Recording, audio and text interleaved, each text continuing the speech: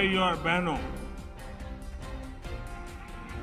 रामागुंडम की धरती से पूरे तेलंगाना को मेरा आदरपूर्वक नमस्कार।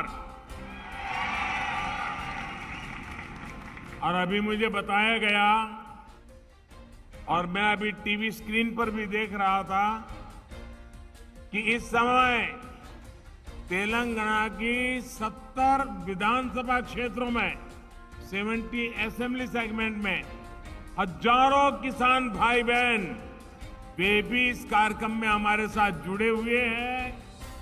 मैं इन सभी किसान भाइयों बहनों को भी उनका स्वागत करता हूं, उनका अभिनंदन करता हूं। साथियों, आज 10,000 करोड़ रुपए से अधिक की विकास परियोजनाओं का लोकार्पण और शिलान्यास तेलंगाना के लिए हुआ है। ये परियोजनाएं यहां खेती और उद्योग दोनों को बल देने वाली है। फर्टिलाइजर प्लांट हो, नई रेल लाइन हो, हाईवे हो, इनसे उद्योगों को भी विस्तार मिलेगा। इन परियोजनाओं से तेलंगाना में रोजगार के नए अवसर बनेंगे। सामान्य जन की ईज ऑफ लिविंग बढ़ेगी। इन सभी परियोजनाओं के लिए देशवासियों को, तेलंगाना वासियों को मैं बहुत बहुत बधाई देता हूं। साथियों, पिछले 2-2.5 साल से पूरा विश्व कोरोना महामारी से लड़ रहा है। दूसरी तरफ जो संघर्ष चल रहे हैं, तनाव चल रहे हैं, मिलिट्री एक्शन हो रहे हैं, उसका परिणाम भी, उसका प्रभाव भी देश और दुनिया पर पड़ रहा है। लेकिन इन विपरीत परिस्थितियों के बीच आज हम सभी पूरी दुनिया में एक और बात प्रमुखता से सुन रहे हैं। दुनिया के तमाम एक्सपर्ट्स कह रहे हैं कि भारत बहुत जल्द दुनिया की तीसरी सबसे बड़ी इकोनॉमी बनकर के उस दिशा में तेज गति से आगे बढ़ रहा है। सभी एक्सपर्ट ये भी कह रहे हैं कि जितनी ग्रोथ 90 के बाद 30 साल में हुई, उतनी अब सिर्फ कुछ ही वर्षों में होने वाली है। आखिर इतना अभूतपूर्व विश्वास आज दुनिया को, आर्थिक जगत के विद्वानों को इतना विश्वास आज भारत पर क्यों है?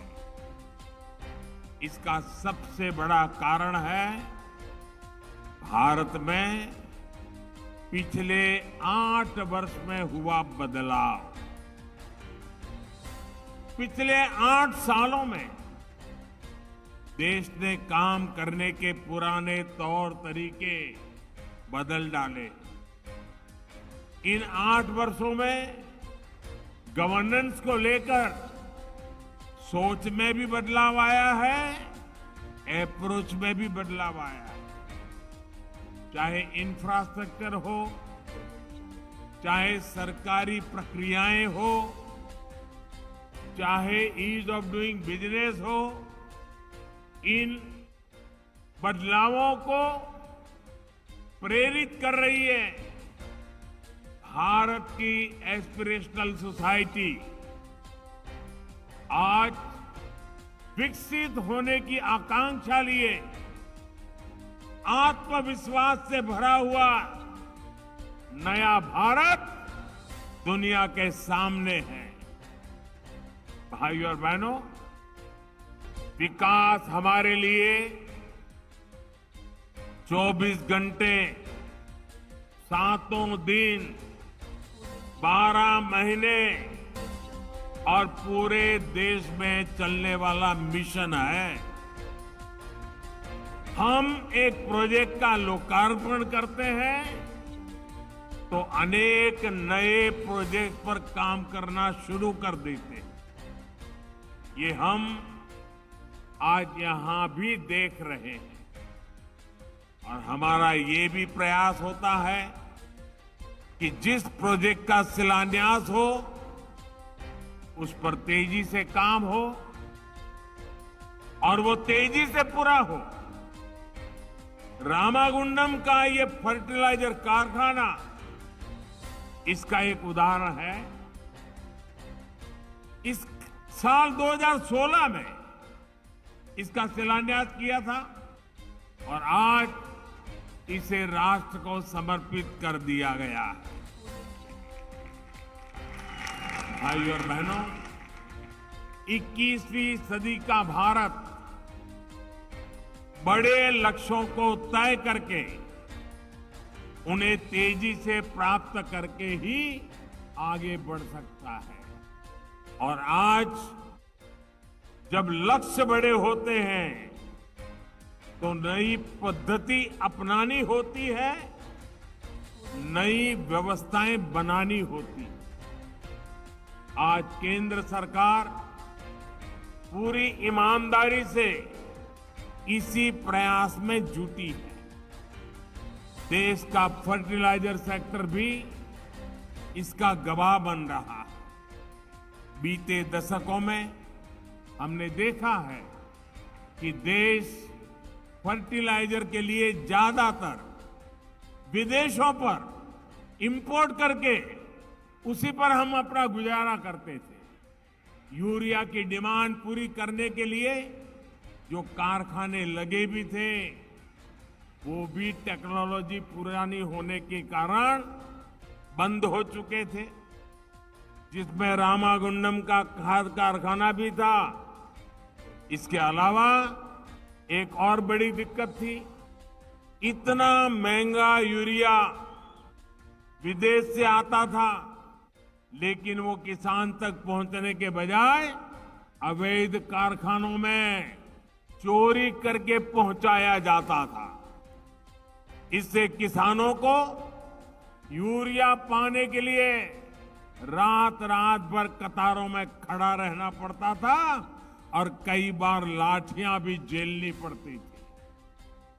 2014 से पहले हर साल, हर सीजन में यह समस्या किसानों के सामने आती थी। साथियों, 2014 के बाद केंद्र सरकार ने पहला काम ये किया कि यूरिया की 100% नीम कोटिंग कर दी। इससे यूरिया की काला बाजारी रुक गई। केमिकल की फैक्ट्री में जो यूरिया पहुंच जाता था वो बंद हो गया। खेत में कितना यूरिया डालना है ये पता करने के लिए भी किसान के पास बहुत सुविधा नहीं थी, रास्ते नहीं थे। इसलिए हमने किसानों को सॉइल हेल्थ कार्ड इस देने का पूरे देश में अभियान किया। सॉइल हेल्थ कार्ड मिलने से किसान को ये जानकारी मिली कि भाई अगर हमें उपज बढ़ानी है तो बेवजह यूरिया के उपयोग की जरूरत नहीं है। उसको मिट्टी के स्वभाव का पता चलने लगा। साथियों, एक बहुत बड़ा काम हमने यूरिया में आत्मनिर्भरता को लेकर शुरू किया। इसके लिए देश के जो 5 बड़े खाद कारखाने बरसों से बंद पड़े थे, उनको फिर से शुरू करना जरूरी था। अब आज देखिए, यूपी के गोरखपुर में खाद उत्पादन शुरू हो चुका है। रामागुंडम खाद कारखाने का भी लोकार्पण हो गया है। जब ये 5 कारखाने चालू हो जाएंगे तो देश को 60 लाख टन यूरिया मिलने लगेगा, यानी हजारों करोड़ रुपए विदेश जाने से बचेंगे और किसानों को यूरिया और आसानी से मिलेगा। रामागुंडम खाद कारखाने से तेलंगाना के साथ ही आंध्र प्रदेश, कर्नाटका, छत्तीसगढ़ और महाराष्ट्र के किसानों को भी मदद मिलेगी। इस प्लांट की वजह से इसके आसपास दूसरे बिजनेस के अवसर बनेंगे। लॉजिस्टिक और ट्रांसपोर्ट से जुड़े काम खुलेंगे, यानी 6,000 करोड़ रुपए जो केंद्र सरकार ने यहां निवेश किया है, इससे कई हजार करोड़ का लाभ तेलंगाना के नौजवानों को होने वाला है। भाइयों और बहनों, देश के फर्टिलाइजर सेक्टर को आधुनिक बनाने के लिए हम नई टेक्नोलॉजी पर भी उतना ही बल दे रहे हैं। भारत ने यूरिया की नैनो टेक्नोलॉजी विकसित की है। एक बोरी यूरिया से जो लाभ होता है, वो नैनो यूरिया की एक बोतल से ही मिलने वाला है। साथियों, खाद में आत्मनिर्भरता कितनी आवश्यक है, ये हम आज की वैश्विक परिस्थितियों को देखते हुए और ज्यादा अनुभव कर रहे हैं। कोरोना आया, लड़ाई छिड़ी, तो दुनिया में फर्टिलाइजर की कीमत बढ़ गई, लेकिन हमने इन बड़ी कीमतों का बोझ अपने किसान भाइयों बहनों पर नहीं पड़ने दिया। यूरिया का हर बैग जो केंद्र सरकार विदेश से लाती है, वो लगभग एक बोरी फर्टिलाइजर बाहर से लाते हैं तो 2,000 रुपये में खरीदते हैं। भारत सरकार 2,000 रुपये देकर के लाती है, लेकिन किसानों से 2,000 रुपया नहीं लेते हैं। सारा खर्च भारत सरकार उठाती है। सिर्फ 270 रुपये में ये फर्टिलाइजर की थैली किसान को मिलती है। इसी प्रकार डीएपी का एक बैग भी सरकार को करीब करीब 4,000 रुपये में पड़ता है, लेकिन किसानों से 4,000 रुपये नहीं लेते हैं। इस एक बैग पर भी सरकार एक बैग पर 2,500 रुपये से भी ज्यादा सब्सिडी सरकार देती है। साथियों, बीते 8 वर्षों में किसान को सस्ती खाद देने के लिए ही केंद्र सरकार, ये आंकड़ा भी याद रखना भाइयों, बताना लोगों को,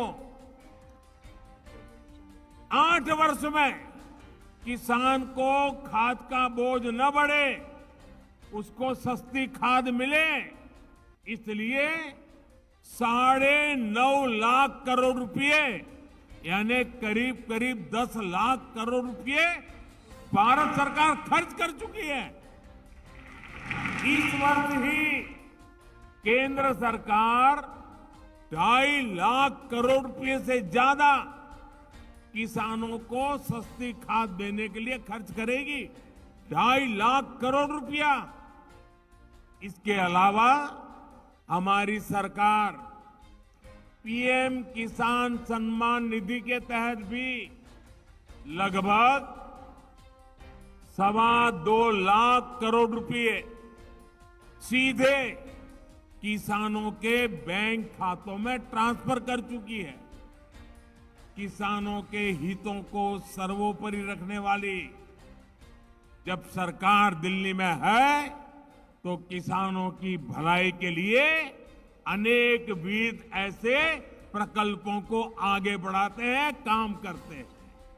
साथियों, दशकों से हमारे देश के किसान खाद से जुड़ी एक और समस्या से भी जूझ रहे हैं। दशकों से खाद का ऐसा बाजार बन गया था जिसमें भांति भांति के फर्टिलाइजर के ब्रांड ये बाजार में बिकते थे। इस वजह से किसान के साथ धोखाधड़ी भी बहुत होती थी। अब केंद्र सरकार में इससे भी किसानों को राहत देने की शुरुआत की है। अब देश में यूरिया का सिर्फ और सिर्फ एक ही ब्रांड होगा, भारत यूरिया, भारत ब्रांड। इसकी कीमत भी तय है और क्वालिटी भी तय है। ये सारे प्रयास इस बात का प्रमाण है कि देश के किसानों, विशेष रूप से छोटे किसानों के लिए कैसे हम सिस्टम को रिफॉर्म कर रहे हैं। साथियों, हमारे देश में एक और चुनौती कनेक्टिविटी के इंफ्रास्ट्रक्चर की रही है।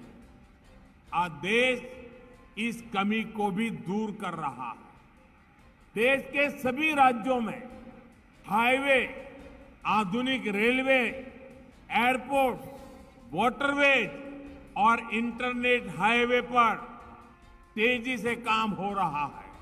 अब इसे पीएम गति शक्ति नेशनल मास्टर प्लान से नई ऊर्जा मिल रही है। आप याद करिए, पहले क्या होता था? उद्योगों के लिए स्पेशल जोन डिक्लेयर होते थे, लेकिन वहां तक सड़क, बिजली, पानी, जो प्राथमिक सुविधाएं चाहिए, वो भी पहुंचाने में कई साल लग जाते थे। अब इस कार्यशैली को हमने बदल रहे हैं। अब इंफ्रा प्रोजेक्ट पर सभी स्टेक होल्डर और प्रोजेक्ट से जुड़ी सभी एजेंसियां एक साथ मिलकर एक तय रणनीति पर काम करते हैं। इससे प्रोजेक्ट से लटकने भटकने की संभावना खत्म हो गई है।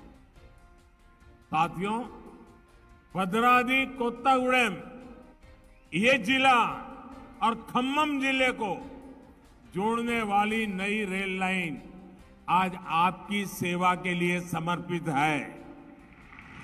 इस रेल लाइन से यहां के स्थानीय लोगों को तो लाभ होगा ही, पूरे तेलंगाना को भी लाभ होगा। इससे तेलंगाना के बिजली सेक्टर को लाभ होगा, उद्योगों को लाभ होगा और नौजवानों के लिए रोजगार के नए अवसर बनेंगे। निरंतर प्रयासों के कारण 4 साल में ये रेल लाइन बनकर भी तैयार है और बिजलीकरण भी हो चुका है। इससे कोयला कम खर्च में बिजली कारखाने तक पहुंच पाएगा और प्रदूषण भी कम होगा। साथियों, आज जिन 3 हाईवे के चौड़ीकरण का काम शुरू हुआ है, उससे कोयला बेल्ट, औद्योगिक बेल्ट और गन्ना किसानों को सीधा लाभ होगा। यहां तो हल्दी की पैदावार बढ़ाने में भी हमारे किसान भाई बहन जुटे हुए हैं। गन्ना किसान हो, हल्दी पैदा करने वाला किसान हो, यहां सुविधाएं बढ़ेगी तो उनके लिए अपनी उपज का ट्रांसपोर्टेशन आसान होगा। इसी प्रकार कोयले की खदानों और बिजली कारखानों के बीच भी सड़क चौड़ी होने से सुविधा होगी, समय कम लगेगा। Hyderabad Warangal industrial corridor, Kakatiya mega textile park की चौड़ी सड़कों से कनेक्टिविटी इनका भी सामर्थ्य बढ़ाएगी। साथियों, जब देश विकास करता है, विकास के कार्यों में गति आती है, तो कई बार राजनीतिक स्वार्थ के लिए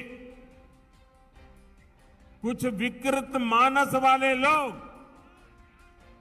कुछ ताकतें अपना अफवाह तंत्र, रूमर्स, अफवाह तंत्र चलाने लगती है, लोगों को भड़काने लगती है। तेलंगाना में ऐसी ही अफवाहें आजकल सिंगारेणी कोयलरीज कंपनी लिमिटेड SCCL और विभिन्न कोल माइंस को लेकर उड़ाई जा रही है। और मैंने सुना है हैदराबाद से उसको हवा दी जा रही है, उसमें नए नए रंग भरे जा रहे हैं। मैं आज जब आपके बीच आया हूं तो मैं कुछ जानकारी आपको देना चाहता हूं, कुछ फैक्ट्स आपके सामने रखना चाहता हूं, कुछ तथ्य आपको बताना चाहता हूं।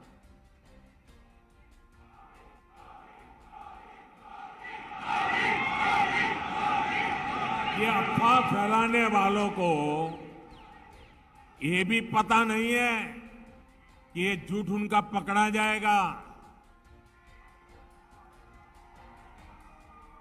सबसे बड़ा झूठ समझिए, और यहां पत्रकार मित्र बैठे हैं, जरा बारीकाई से देख ले इसको। SCCL में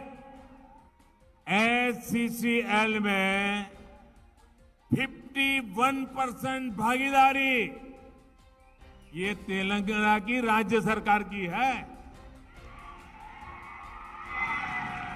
जबकि भारत सरकार की हिस्सेदारी सिर्फ 49% है।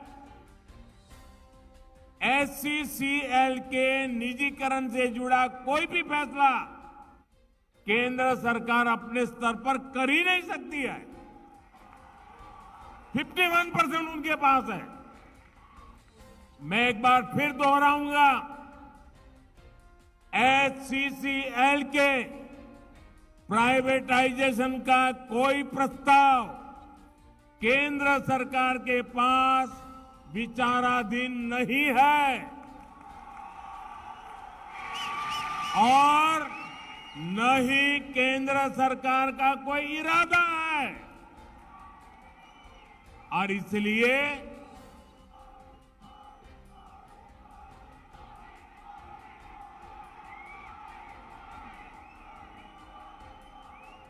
इसलिए मैं अपने भाई बहनों से आग्रह करता हूं कि किसी अफवाह पर जरा भी ध्यान न दे। ये झूठ के व्यापारियों को हैदराबाद में रहने दें। साथियों, हम सभी ने देश में कोल माइंस को लेकर हजारों करोड़ रुपए के घोटाले होते देखे। इन घोटालों में देश के साथ ही श्रमिकों, गरीबों और उन क्षेत्रों का नुकसान हुआ जहां ये माइंस थी। आज देश में कोयले की बढ़ती हुई जरूरत को देखते हुए कोल माइंस की पूरी पारदर्शिता के साथ नीलामी की जा रही है। जिस क्षेत्र से खनिज निकल रहा है उसका लाभ वहां रहने वाले लोगों को देने के लिए हमारी सरकार ने DMF यानी डिस्ट्रिक्ट मिनरल फंड भी बनाया है। इस फंड के तहत भी हजारों करोड़ रुपए राज्यों को रिलीज किए गए हैं। भाइयों और बहनों, हम सबका साथ, सबका विकास, सबका विश्वास और सबका प्रयास के मंत्र पर चलते हुए तेलंगाना को आगे बढ़ाना चाहते हैं। तेलंगाना के तेज विकास के लिए आप सभी का आशीर्वाद हमें मिलता रहेगा। इसी विश्वास के साथ फिर एक बार आपको ये ढेर सारे विकास कार्यों की बहुत बहुत बधाई। मेरे किसान भाइयों को विशेष बधाई। और इतनी बड़ी तादाद में आप लोग आए। हैदराबाद में कुछ लोगों को आज नींद नहीं आएगी। इतनी बड़ी तादाद में आने के लिए मैं आपका बहुत बहुत आभारी हूं। धन्यवाद। मेरे साथ बोलिए भारत माता की। दोनों मुट्ठी बंद करके पूरी ताकत से बोलिए भारत माता की। मेरा सौभाग्य है कि आज मुझे तेलंगाना में विकास को नई गति देने के लिए महत्वपूर्ण कार्यक्रमों में हिस्सा लेने के लिए आपके बीच आने का अवसर मिला है। आज रामागुंडम में फर्टिलाइजर प्लांट के साथ साथ रेल और रोड से जुड़े बड़े प्रोजेक्ट का लोकार्पण और शिलान्यास का कार्यक्रम है। लेकिन इसके साथ ही मैं भी आपकी तरह भाजपा का एक छोटा कार्यकर्ता हूं। और जब कार्यकर्ता के नाते हमारे संजय जी ने हुक्म कर दिया कि आप हैदराबाद में कार्यकर्ताओं को मिलकर के जाइए, तो मैं इसे अपना सौभाग्य मानता हूं कि एक कार्यकर्ता के रूप में आप सब कार्यकर्ताओं के बीच में आने का मुझे अवसर मिला। साथियों, मैं तेलंगाना बीजेपी के कार्यकर्ता इस कार्यक्रम में मैं आपको बधाई देने के लिए आया। मैं वाकई बताता हूं कि मैं तेलंगाना के कार्यकर्ताओं से बहुत प्रभावित हूं। कदम कदम पर आप लोग मां भारती के लिए समर्पण भाव से, निष्ठा भाव से जिस प्रकार से डटे हो, हर जुल्म के खिलाफ सर ऊंचा कर करके जंग लड़ रहे हो, निराशा की गर्त में डूबी हुई यहां की सरकार जिस प्रकार आप पर जुल्म ढो रही है, अत्याचार कर रही है, लेकिन आप बिना थके, बिना डरे, बिना झुके मां भारती की सेवा में लगे हैं। आपको बहुत बहुत बधाई है।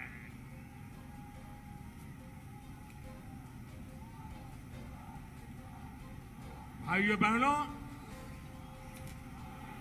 मुझे अफसोस है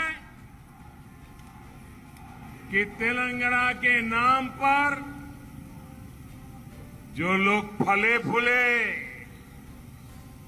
आगे बढ़े, सत्ता पाई, वो खुद तो आगे बढ़ गए लेकिन तेलंगाना को पीछे धकेल दिया। तेलंगाना का जो सामर्थ्य है, तेलंगाना के लोगों का जो टैलेंट है, उसके साथ यहां की सरकार, यहां के नेता लगातार नाइंसाफी करते रहते हैं। जिस दल पर तेलंगाना के लोगों ने सबसे ज्यादा भरोसा किया, उसी दल ने तेलंगाना के साथ सबसे बड़ा विश्वासघात किया है। लेकिन साथियों, जब अंधेरा बहुत बढ़ जाता है, चारों तरफ घना अंधकारा हो जाता है, उसी परिस्थिति में कमल का खिलना शुरू हो जाता है। और भोर से ठीक पहले, उजियारे से पहले आज तेलंगाना में भी ऐसे ही कमल खिलता नजर आ रहा है। बीजेपी के परिश्रमी, मेहनती कार्यकर्ताओं की वजह से अब तेलंगाना में अंधेरा छटने की शुरुआत हो गई है। अभी मुनुगुड़े की जनता ने जिस प्रकार भाजपा पर भरोसा जताया है, वो अभूतपूर्व है। और मैंने देखा कि कैसे बीजेपी के कार्यकर्ताओं ने पूरी की पूरी तेलंगाना राज्य सरकार को एक विधानसभा सीट पर लाकर खड़ा कर दिया। बड़े आकाओं को घुटने टेकने के लिए मजबूर कर दिया। ये दिखाता है कि जनता के आप पर आशीर्वाद है और आपकी मेहनत कैसे रंग ला रही है। आपने हर बूथ पर कितनी ईमानदारी और लगन से काम किया है, इसका ये सबूत है भाई। बीते कुछ समय से जो भी उपचुनाव हुए हैं, सभी उपचुनावों का एक ही संदेश है। तेलंगाना में सूर्योदय दूर नहीं है। तेलंगाना का अंधेरा दूर होगा। तेलंगाना में हर तरफ कमल खिलेगा। साथियों, बीजेपी का तेलंगाना के साथ बहुत पुराना और गहरा नाता रहा है। 1984 में, 1984 में जब हमारी पार्टी को लोकसभा में सिर्फ 2 सीटों पर जीत मिली थी, उनमें से एक इसी राज्य की हनमकोंडा सीट थी। हमारे जंगा रेड्डी जी जीत करके आए थे। तेलंगाना के लोगों ने सबसे मुश्किल समय में, जब हमारे बहुत बुरे दिन थे, तब भी तेलंगाना ने हमारा साथ नहीं छोड़ा था। तब तेलंगाना के कार्यकर्ताओं ने जो तब किया, उसी के कारण आज बीजेपी लोकसभा में 300 से अधिक सीटों की पार्टी है। आज तेलंगाना की जनता बीजेपी को तेलंगाना की सबसे बड़ी पार्टी बनाने के लिए भी मन बना चुकी है। साथियों, 21वीं सदी का भारत अपनी विरासत को संजोते हुए, आधुनिकता को अपनाते हुए तेज गति से आगे बढ़ रहा है। ये शहर तो इंफॉर्मेशन टेक्नोलॉजी का किला है, किला। जब मैं देखता हूं कि इस आधुनिक शहर में अंधविश्वास को बढ़ावा दिया जा रहा है तो बहुत दुख होता है। ऐसा लग रहा है कि तेलंगाना की सरकार ने अंधविश्वास को राज्याश्रय दिया हुआ है। यहां तेलंगाना में अंधविश्वास के नाम से क्या क्या हो रहा है, ये पूरे देश को, देश के लोगों को जानना चाहिए। कहां रहना है, किस दफ्तर में जाना है, किसे मंत्रिमंडल में रखना है, मंत्रिमंडल कब बनाना है, मंत्री में से किसको निकालना है, ये सारा अंधविश्वास तय करता है। तेलंगाना का विकास करना है,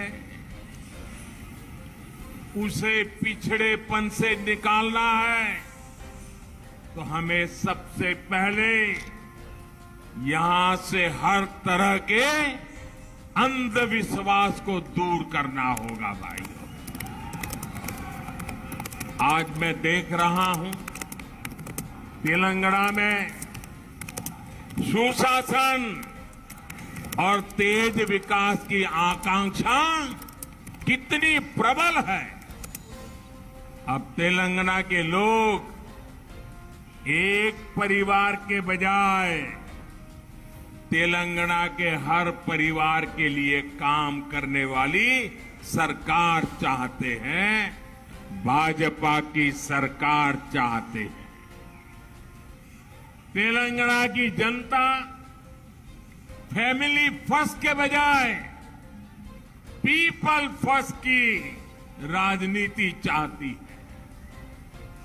साथियों, इस बार लाल किले से मैंने आह्वान किया है कि भ्रष्टाचार और परिवारवाद, ये विकास के, लोकतंत्र के, सामाजिक न्याय के सबसे बड़े दुश्मन है। आज मैं तेलंगाना में भ्रष्टाचार और परिवाद के विरुद्ध जो जनाक्रोश है, जनता जनार्दन में जो गुस्सा है, नौजवानों में जो गुस्सा है, वो आज हिंदुस्तान देख रहा है। और मैं आज तेलंगाना की जनता को आश्वस्त करता हूं, मैं आज तेलंगाना की जनता को आश्वस्त करता हूं, गरीब के लूटने वालों को, गरीब को लूटने वालों को छोड़ा नहीं जाएगा।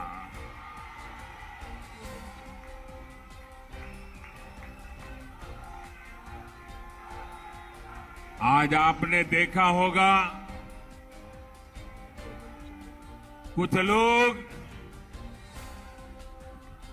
कार्रवाई से बचने के लिए एकजुट होने का प्रयास कर रहे हैं, भ्रष्टाचारियों का गठजोड़ बनाने का प्रयास कर रहे हैं। लेकिन तेलंगाना की जनता, देश की जनता ये देख भी रही है, समझ भी रही है। साथियों, भ्रष्टाचार और परिवारवाद गरीब का सबसे बड़ा दुश्मन होता है। भ्रष्टाचार और परिवारवाद विकास का सबसे बड़ा दुश्मन होता है। इसलिए भाजपा भ्रष्टाचार और परिवारवाद दोनों से लगातार मोर्चा ले रहा है। भाजपा सरकार भ्रष्टाचार को जड़ से खत्म करने के लिए प्रतिबद्ध है।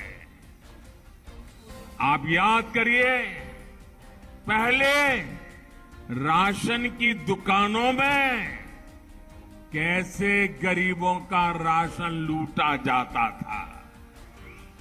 हमने जनधन, आधार और मोबाइल की त्रिशक्ति का उपयोग करके करोड़ों फर्जी लाभार्थियों को हटा दिया। अब सरकार का बेनिफिट सीधे गरीब के बैंक खाते में पहुंचता है। अब केंद्र सरकार की अधिकतर सुविधाएं ऑनलाइन है। इससे घूसखोरी की आशंका कम हुई है। आज भीम यूपीआई के कारण देश में कैश लेन देन की मजबूरी कम हुई है। जब पेमेंट भी ऑनलाइन होती है तो भ्रष्टाचार की गुंजाइश भी कम हो जाती है। आखिर सरकार और जनता के बीच बिचौलियों की क्या जरूरत है भाई? सरकार सीधे जनता तक पहुंचे और जनता सीधे सरकार तक। इसलिए हमने टेक्नोलॉजी का ब्रिज बनाया है। तेलंगाना में भी भाजपा ऐसा ही भ्रष्टाचार मुक्त सुशासन देने के लिए तैयार है। मैं बीजेपी के सभी कार्यकर्ताओं से कहूंगा कि आप तेलंगाना के बूथ बूथ में जाएं, केंद्र सरकार की कल्याणकारी योजनाओं का लाभ जिनको अभी तक नहीं मिल पाया है उनकी मदद करें। और एक बात, जरा मेरे तेलंगाना के कार्यकर्ताओं को मेरी व्यक्तिगत प्रार्थना है और मैं विश्वास करता हूं कि आप मेरी बात मानोगे। बताऊं? देखिए, कुछ लोग निराशा के कारण, हताशा के कारण, भय के कारण, अंधविश्वास के कारण सुबह शाम मोदी को गालियां देते रहते हैं। भांति भांति की गालियां देते हैं। सारी डिक्शनरी मोदी को गालियां देने के लिए उन्होंने खपा दी है। मेरी आपसे प्रार्थना है, ऐसी बातों से आप परेशान मत होना। उनके पास गालियों के सिवा देने के लिए बचा क्या है भाई? आप बिल्कुल परेशान मत हो जाइए।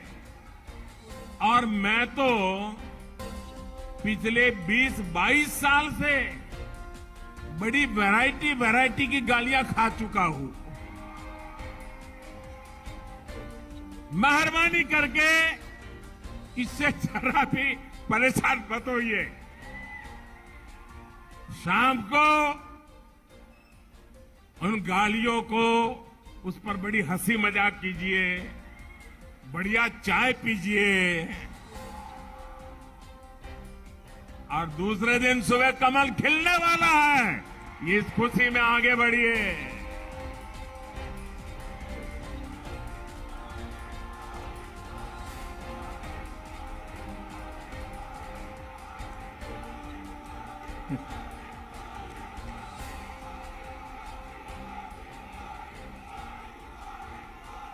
तो दोस्तों, आप मुझे बताइए, अब ये गालियों से आप परेशान नहीं होंगे ना? बिल्कुल नहीं होंगे ना? शाबाश। अरे सीना चौड़ा करके चलिए दोस्तों। देखिए, हमें याद रखना है, राजनीति सामान्य मानवी की सेवा करने और उनकी समस्या सुलझाने का माध्यम है। इसलिए राजनीति में हमारा एजेंडा, हमारा मकसद हमेशा सकारात्मक होना चाहिए, सेवा भाव से भरा होना चाहिए।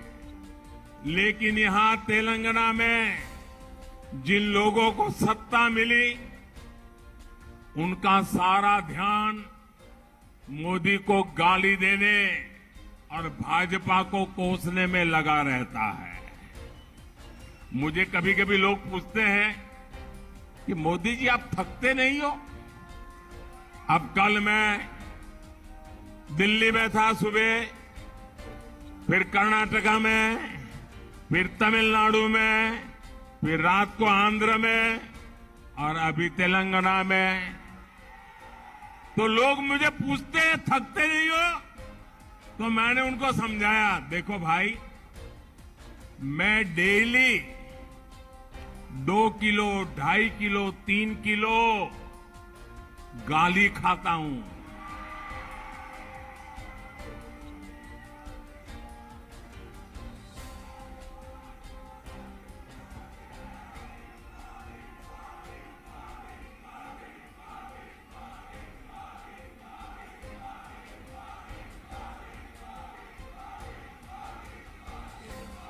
और परमात्मा ने मेरे भीतर ऐसी रचना कर दी है, ईश्वर ने ऐसे आशीर्वाद दिए हैं कि ये सारी गालियां मेरे अंदर प्रोसेस होके न्यूट्रिशन में कन्वर्ट हो जाती है। एक सकारात्मक ऊर्जा बन जाती है, जो जनता के सेवा में काम आती है। भाइयों बहनों, जो दिन रात मुझे गाली देते हैं, बड़ी नई नई गालियां खोजते रहते हैं, मैं उन्हें कहना चाहता हूं, अगर आप मोदी को कितनी ही गालियां दीजिए, हम हजम कर जाएंगे। भाजपा को गाली दीजिए, हमें कोई समस्या नहीं है, हम तो ऐसे ही बड़े हुए हैं। लेकिन अगर तेलंगाना के लोगों को गाली दी,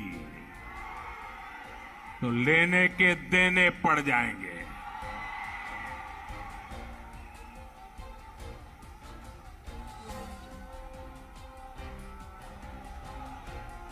यहां के लोगों के सपनों से खिलवाड़ किया तो मुकाबला बहुत रंगीन हो जाएगा, समझ लीजिए। भाइयों बहनों, मोदी और भाजपा को गाली देने से अगर तेलंगाना का भला होता है तो देते रहिए। अगर यहां के लोगों की सुख सुविधा बढ़ती है, देते रहिए। ईज ऑफ लिविंग होता है, देते रहिए।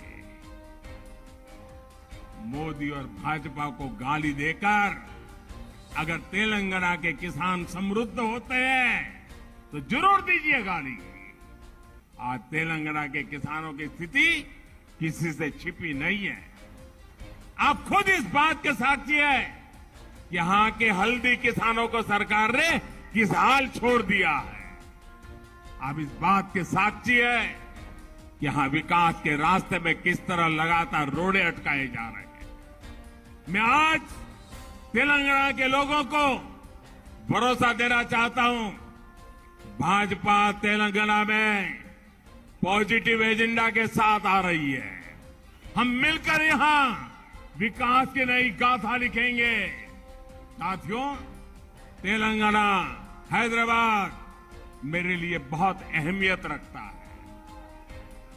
2013 में यहां नव भारत युवा भेरी उसमें शामिल होने आया था। उस वक्त में अपनी पार्टी का पीएम उम्मीदवार भी नहीं था।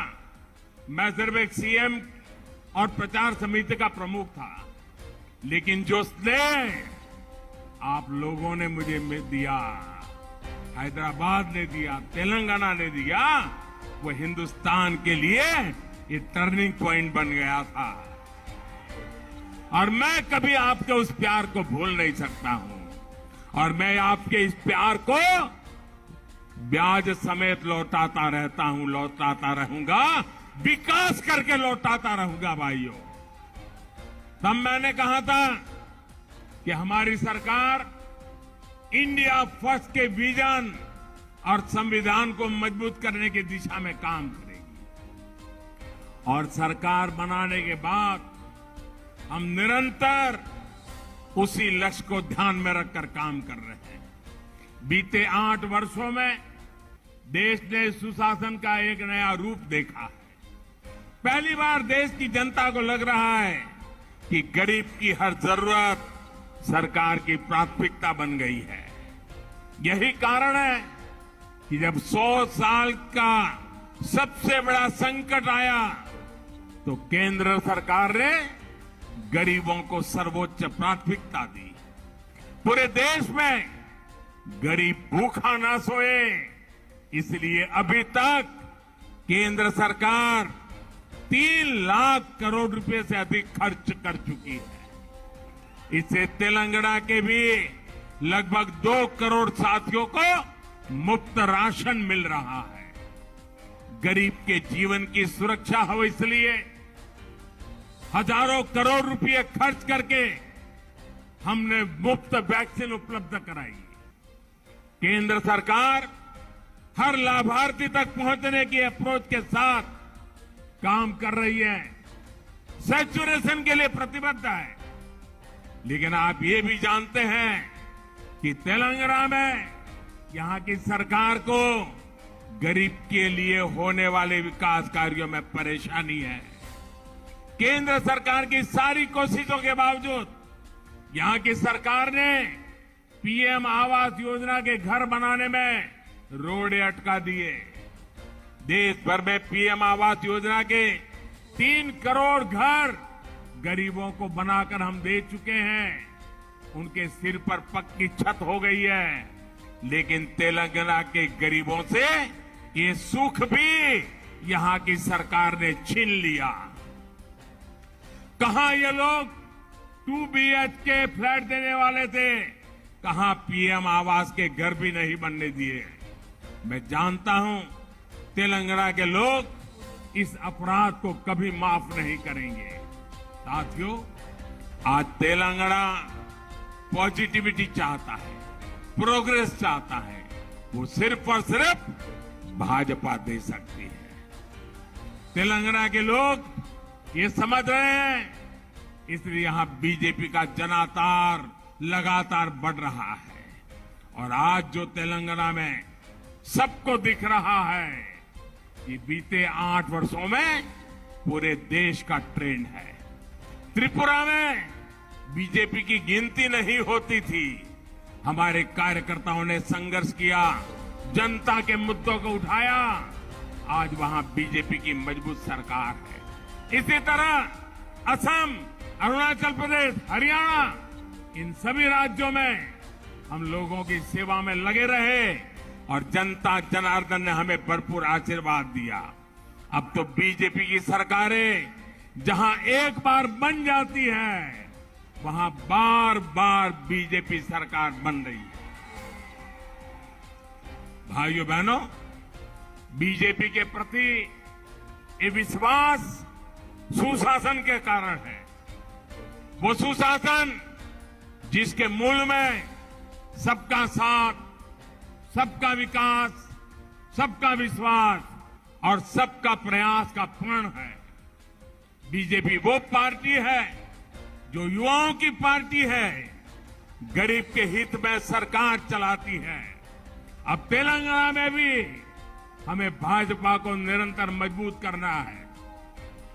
तेलंगाना को भ्रष्टाचार और परिवार के शिकंजे से मुक्त करना हमारा कर्तव्य है। मुझे भाजपा के लाखों कार्यकर्ताओं पर भरोसा है और आपका ये जोम जुस्सा मैं देख रहा हूं, मुझे भी नई ऊर्जा मिलती है। मैं फिर एक बार आपको बहुत बहुत बधाई देता हूं, बहुत बहुत शुभकामनाएं देता हूं और आपकी निष्ठा को नमन करते हुए मेरे साथ बोलिए भारत माता की, भारत माता की, भारत माता की।